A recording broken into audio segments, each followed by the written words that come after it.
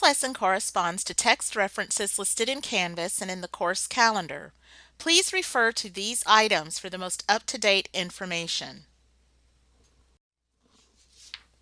By the end of this lesson, students will understand the components comprising the frontier thesis as advanced by Frederick Jackson Turner and be able to explain its significance to American history.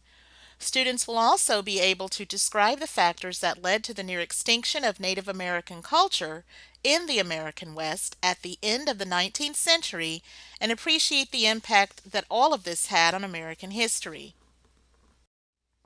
So let's begin.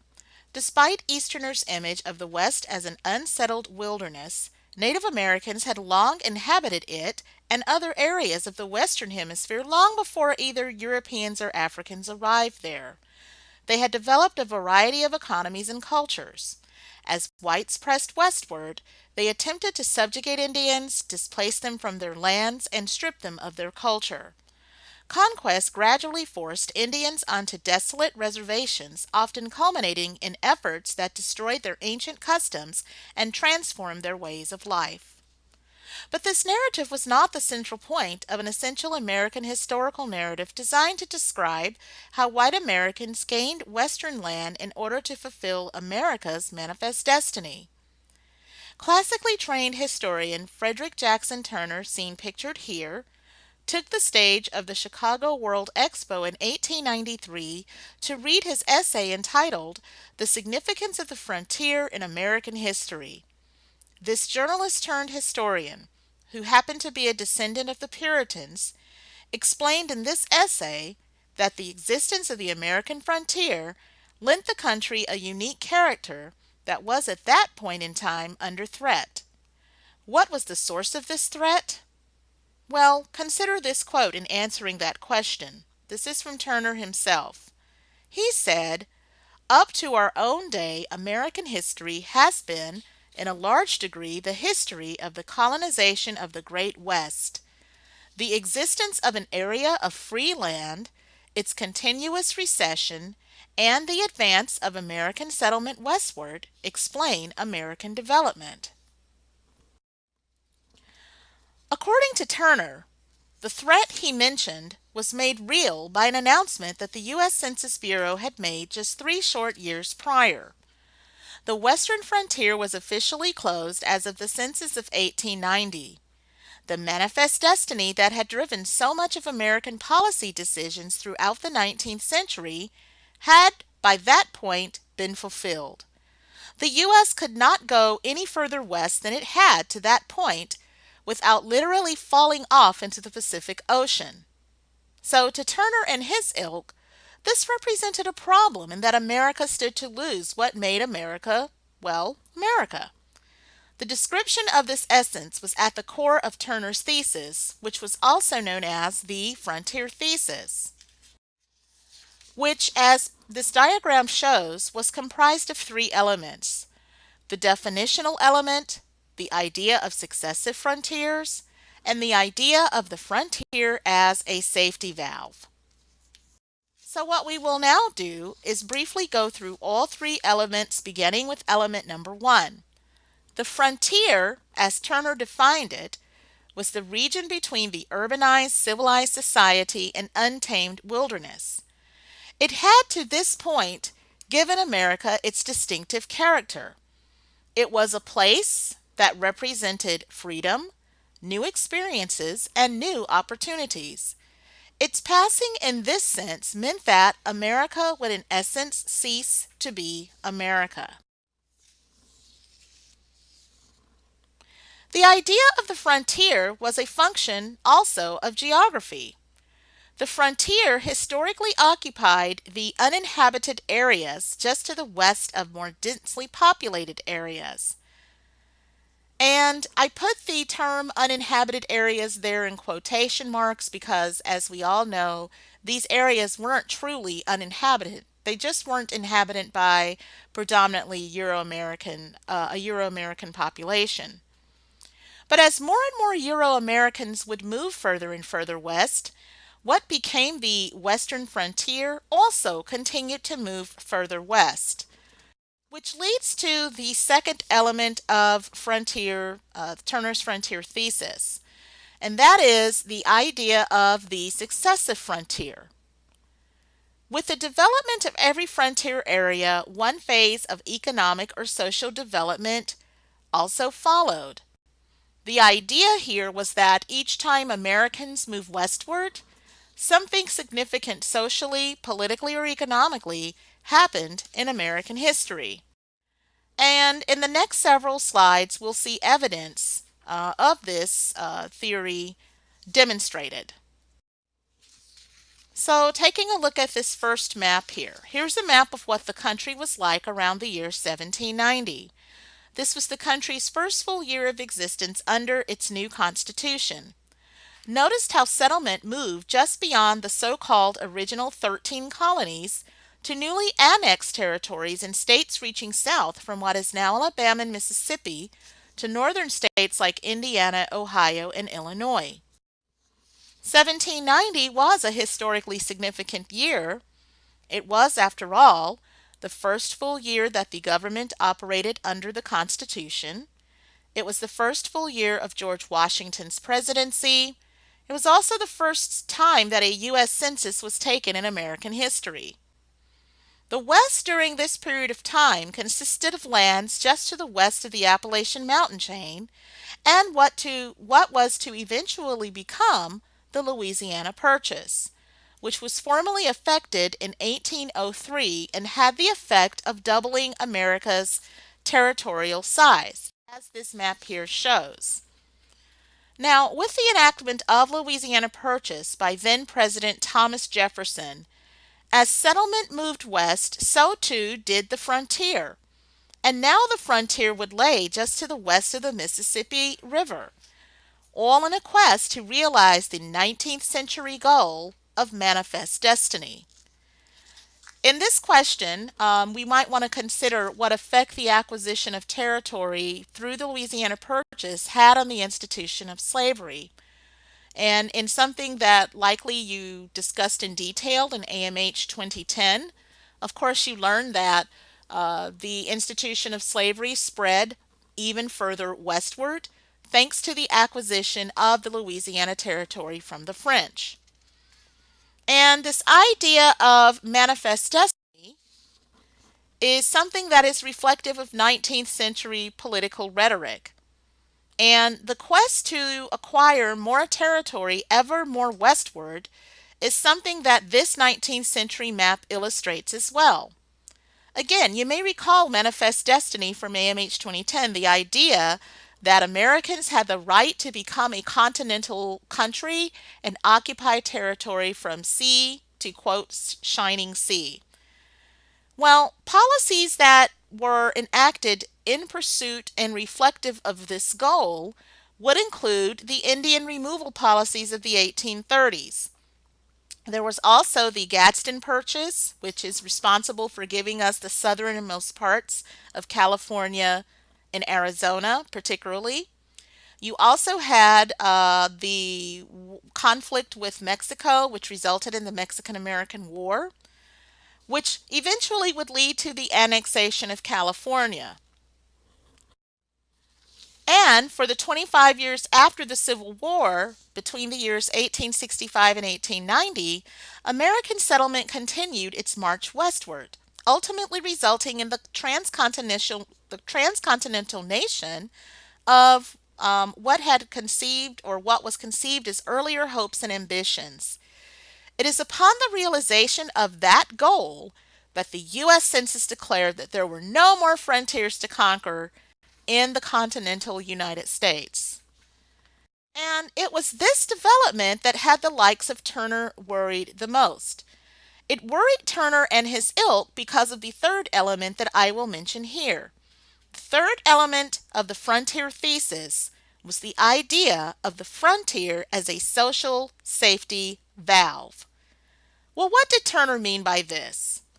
You see, Turner suggested that the reason social discontent was relatively mild and contained in the United States as opposed to its European counterparts was the fact that class-based warfare was a fairly regular occurrence in Europe, But unlike Europe, in America, there was hope for upward mobility so long as the existence of frontier land beckoning the hale and the hardy westward existed. Turner believed, in other words, that the existence of a frontier with its uninhabited land was just there for the taking, just ripe for the development of opportunity for those so willing to work hard. This was, he reasoned, the secret to American success in keeping class-based social unrest at bay. In essence, the frontier served as a release valve for an expanding population and represented at once, as it says here on the screen, a place of escape and opportunity. So Turner worried that once this frontier no longer existed, it could mean that America could lose something that was essential in how it defined itself, a place of upward mobility and opportunity. But perhaps, in Turner's view, more importantly, the lost frontier might represent the loss of opportunity for the masses. And it was in his estimation, as was the estimation of many others, that a hopeless mass was a potentially dangerous one. Now, however one may feel about Turner's ideas about the relevance of a physical frontier for America, one thing is for certain. He certainly did not account for America's indigenous populations, many of whom had occupied the expansive space Turner identified as the frontier, and who Turner did not account for when he declared the frontiers as, quote, uninhabited spaces. The more predominantly white Americans, and to a lesser extent black Americans, moved westward, the more native territory was co-opted and their very way of life threatened. These developments will be the subject of the remainder of this lesson. Starting first with a reminder of what was causing natives to lose their western lands throughout the 19th century. Throughout that span of time, increased mining and ranching interests made new Native American policies necessary in the eyes of many government officials. You had, for example, the expansion of the mining frontier westward when in 1848 gold was discovered in California, with statehood quickly following in the year 1850. The discovery of gold likewise in Colorado in 1859 at Pikes Peak led to an influx of settlers there, which eventually would lead to quick organizational territorial organization rather, and statehood for the state of Colorado. Then you had the discovery of gold in Nevada in 1861, where the discovery of gold and silver there, with picks and axes, made in the eyes of many Americans the implementation of new Indian policies necessary. One such policy was the Homestead Act of 1862. Now, the Homestead Act of 1862 was different from previous Homestead Acts. Whereas previous Homestead Acts primarily sought to raise revenue, this one was structured in such a way so as to encourage massive migration to populate sparsely populated areas to deal with crowded conditions in the cities back east. It also was meant to serve as an alternative outlet for the waves of immigrants responsible for that spike in population on the eastern cities of the Northeast and increasingly the Midwest. Its provision stated that a settler could acquire as much as 160 acres of land by living on it for 5 years, improving it, and paying a small fee that equated to about $30. Well, this may sound like a pretty good deal until you consider where the land was located. The land that was available under the auspices of this policy was located in places like Minnesota and the Dakotas. It was here where land tended to be of poor agricultural quality, and farming carried with it many hazards, among which included scarcity of building materials due to few trees. There was a scarce water supply, and it could definitely be said that prairie living was not for the faint of heart. Settlers confronted loneliness, constant deprivation, harsh weather conditions, and tough workloads. But despite these challenges, the migration of whites into these previously unpopulated areas prompted the need for new Indian policies in other places. This ultimately would result in what in hindsight might appear to be inevitable conflict. Here is a list of those tribes most affected by these changes in settlement patterns.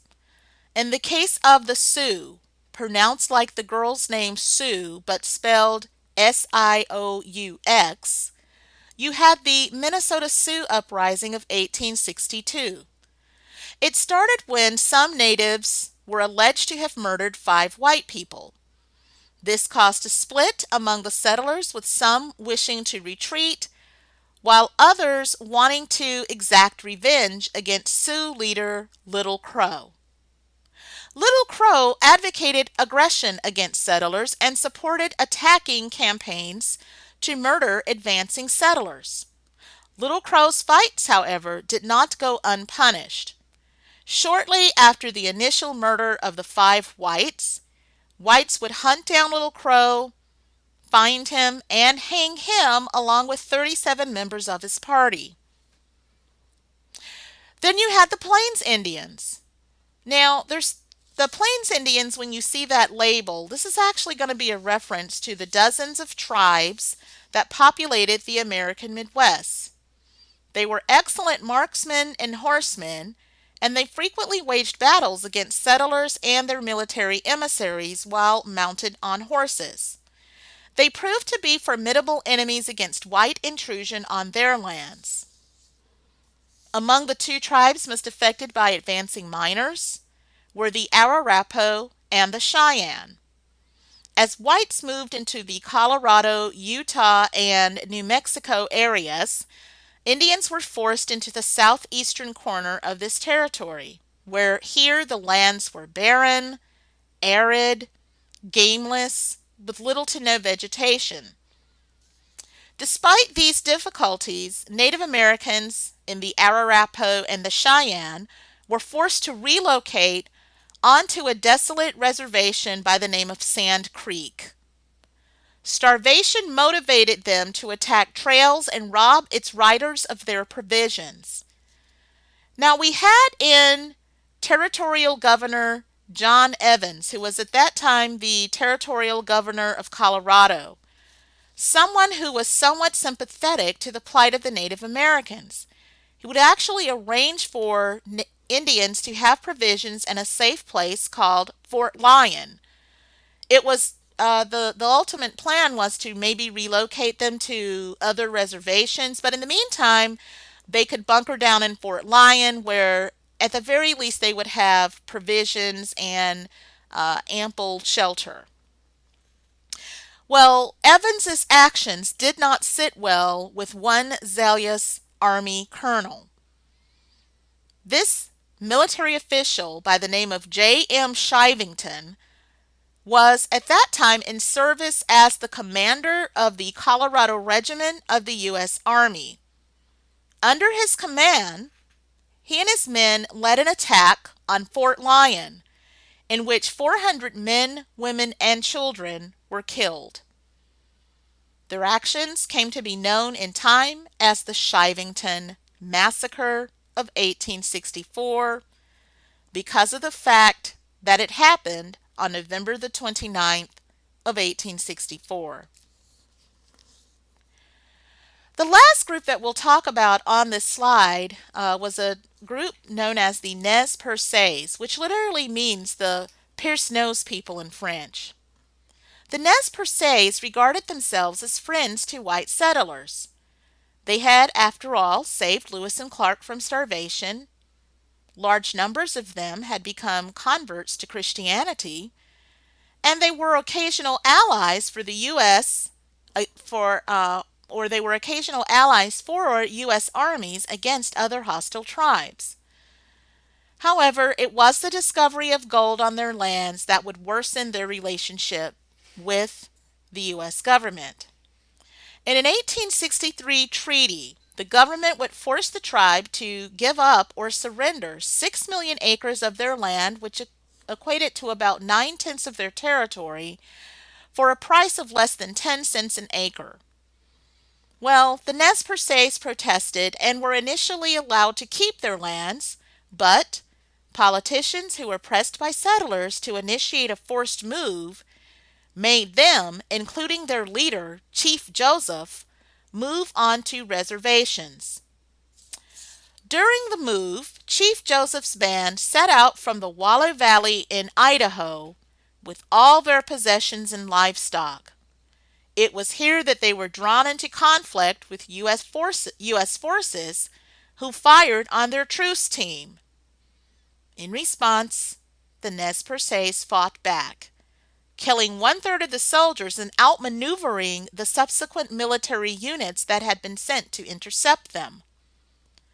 This, however, was all before they were surrounded by U.S. troops in northern Montana. Nez Perce forces fought 2,000 regular Army troops, but eventually would have to enter their surrender after being racked with hunger and cold. It is in the wake of all of these developments that you have Nez Perce leader Chief Joseph, who is pictured here. Chief Joseph argued for the rights of his people to return to their ancestral homelands in Idaho. Speaking through an interpreter to a joint session of Congress in 1879, he pleaded with lawmakers to, quote, treat all men alike, give them the same law, give them all an even chance to live and grow. All men were made by the same Great Spirit Chief. Chief Joseph's pleas fell on deaf ears.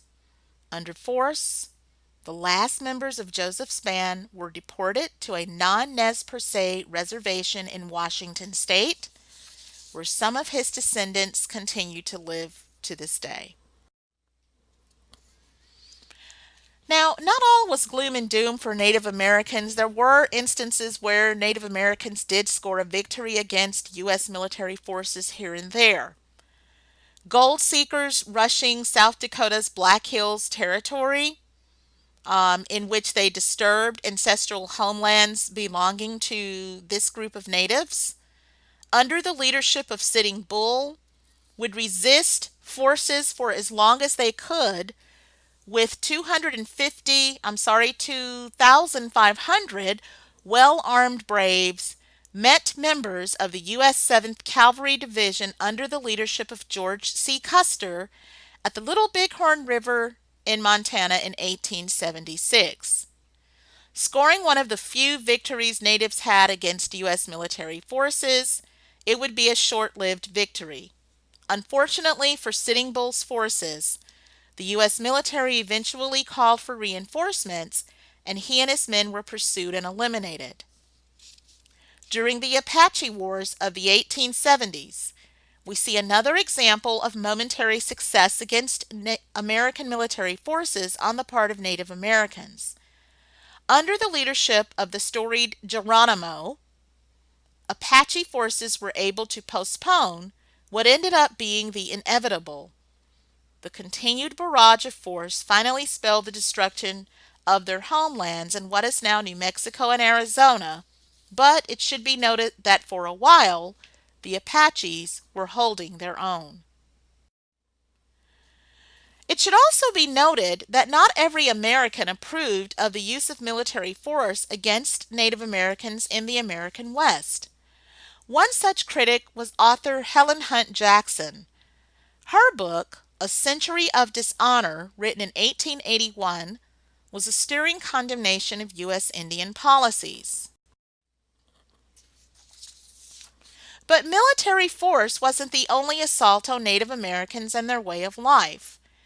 Throughout the late 19th century, you had the systemic destruction of the American buffalo herds.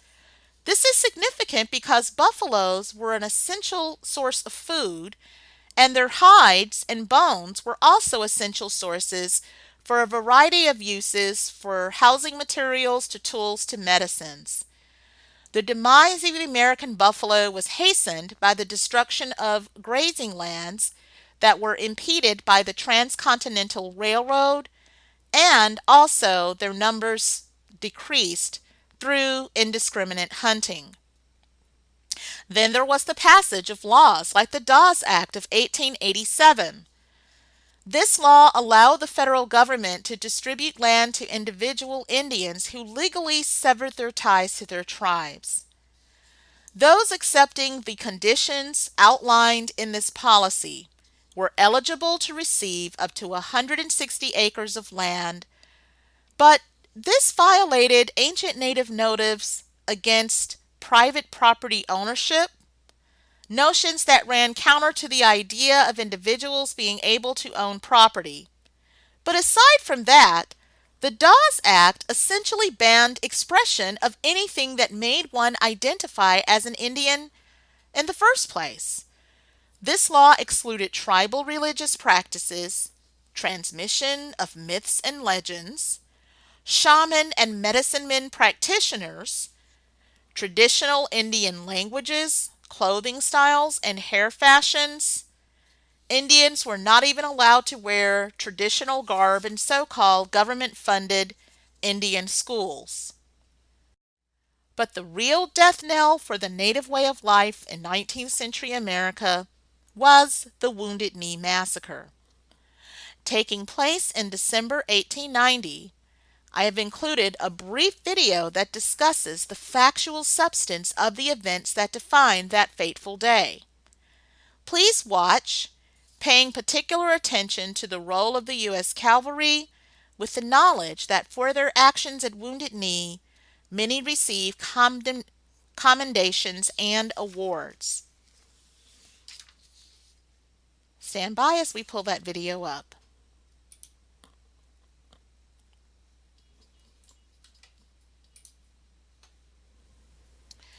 So, this concludes this lesson. Please review related text references for more information.